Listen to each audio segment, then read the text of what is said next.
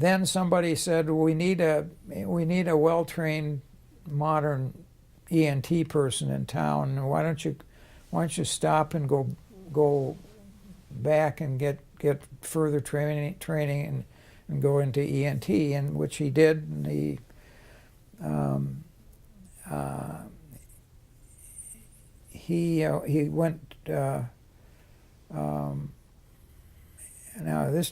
went to the Massachusetts Eye and Ear Infirmary, where I took my ENT residency. Surprise. So he I think it was a 2-year residency back then, and what they did in order to get all the basic science out of the way and not try to mingle it in with your clinical activities, which are always overriding your time. They had a 6-week, it may have been 6 months, I can't remember, but it was a very concentrated time. I think it was 6 months. And you spent in the laboratory dissecting. You did.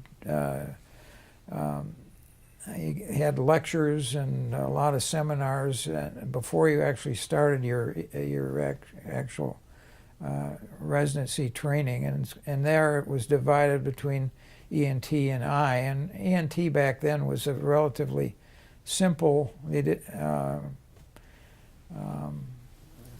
was a relatively simple specialty. There wasn't a lot you could do for a lot of things. There were, they do a lot of tonsils, adenoids. They didn't have PE tubes back then. You did myringotomies and drained ears, and did a lot of acute mastoids and some tumor work. Anyhow, my dad got training in both eye and ENT and came back here, I think in around 30, well, it must have been, it was actually before 32 because I was born in 32. It was, he started out doing some eye and then quickly realized that his, real passion was in ENT. And so his boss out there, who was a very well-known otolaryngologist in the East, a guy by the name of Dr. Mosier, said, Boies, said, the first thing you want to do is go over to the university and tell them you want to help them over there, and which is what he did, and got taken on by, I think, Dr. Newhart was the head of ENT then. I don't know for how long he was, but I think during most of the 30s. Newhart was an interesting guy who'd actually gotten part of his training, which where everybody did in those days. If they really wanted the straight poop, they'd go and spend time in Vienna, and so he did that, and not my dad, Dr. Newhart. And so gradually my dad, became known there and at the U, and when Dr. Newhart retired, he kind of took over the ENT side of things. There were 2 separate departments, but then the residents were trained in both. And then for a while, after Dr. Birch died or retired, my dad was running both departments, even though he was not actually doing any eye work then. So, and then gradually he worked his way through the 50s. He became more ear-oriented for himself, and was one of the first people here to do the fenestration operation, which helped deaf people who had what's called otosclerosis, which was where the stapes is fixated in the oval window. So and he became very close to a guy by the name of Julius Lempert, who was the guy who developed the fenestration operation, which is, I think we talked about before.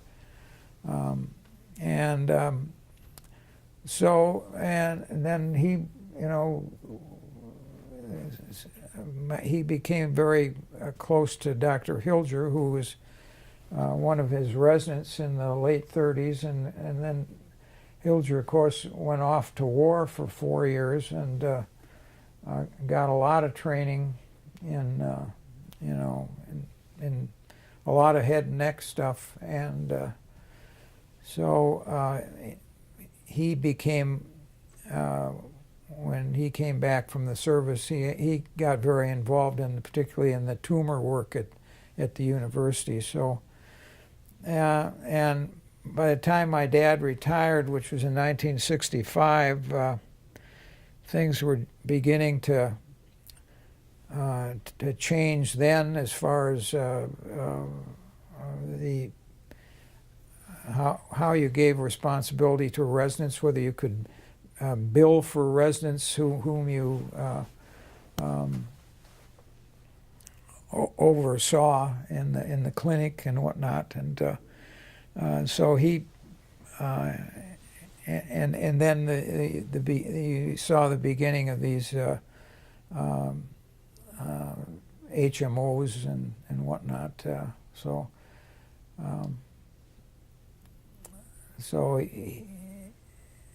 he became. He was stuck around the U for about a year. I think he saw a few patients at a time, old patients, but mainly he had a desk there. He could correspond and whatnot. And then he was asked to become the medical director of the Deafness Research Foundation in Manhattan.